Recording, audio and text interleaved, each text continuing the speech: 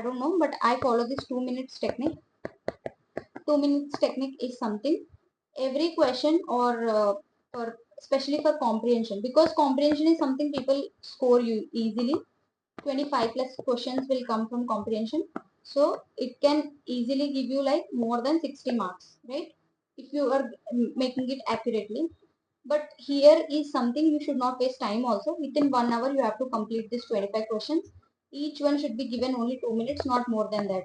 Even if you understand the question, not understand the question, if you are not able to do it with 2 minutes, just mark something and just go to the next question. That's it. In 25 questions, you will be able to answer at least 18 questions by reading the passage, but there are some questions, despite reading that passage, you will not be able to give the option, because options are confusing for you. That time, just put some option and just go to the next question. Don't waste any time. And coming to CSAT, next preference after comprehension should be your reasoning. Choose those questions which can be easily answered. Okay, like be it relations, choose for such kind of. While reading comprehension itself, go through the question in between given, because questions are never in a format, right?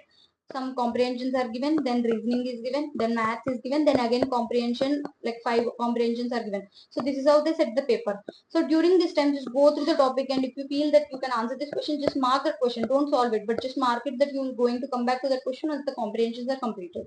Okay, like that, after if you are completing the CSAT paper in 50 or 55 minutes comprehension, now you are left with 1 hour 5 minutes, but remove some questions for bubbling and all, at least 10 to 15 minutes for bubbling, and you are left with just another 15 minutes.